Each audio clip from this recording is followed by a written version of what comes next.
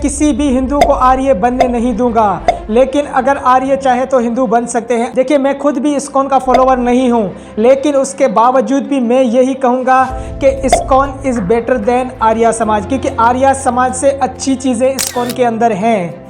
क्या आपको पता है राहुल आर्य और इस्कॉन के बीच हिडन डिबेट हो चुकी है, हिडन शास्त्रार्थ हो चुका है। तो आज की वीडियो में हम इसी बात पे डिस्कस करने वाले हैं। तो मैं आपका दोस्त नारायण, वेलकम करता मेरे यूट्यूब चैनल में। तो आज हम बात करने वाले हैं कि आखिर इनके बीच शास्त्रार्थ हुआ है या नहीं। देखिए, सबसे पहले तो मैं आपको बता दूं, ये कोई नई चीज़ नहीं है। आर्य समाज ने या फिर राहुल आर्य ने किसी को डिबेट के लिए नहीं ललकारा। और आज से लेकर आप हिस्ट्री खोल के देख लो, कभी किसी आर्य समाजी ने या फिर आर्य ने या फिर राहुल आर्य ने किसी के साथ डिबेट नहीं किया। तो आप इनकी रणनीति समझ सकते हो।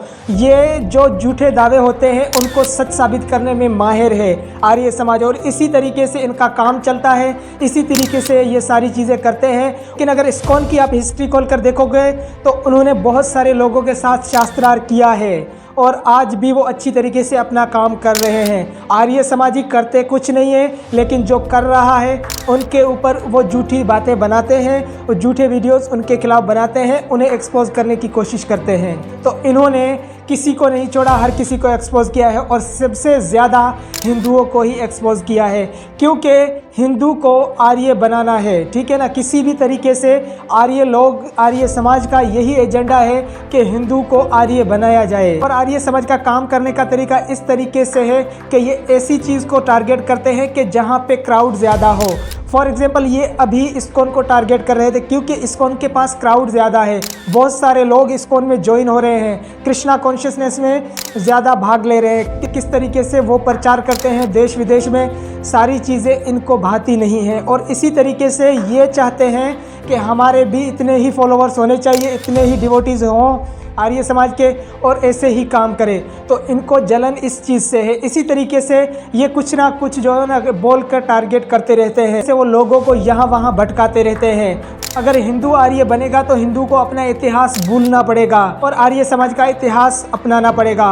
और हम हिंदू लोग कभी भी ये नहीं चाहेंगे कि हम अपने इतिहास को भूल जाएं। तो ये सारी चीज़ें याद रखनी है कि हमें अपना इतिहास नहीं भूलना है आर्यों के कहने पे।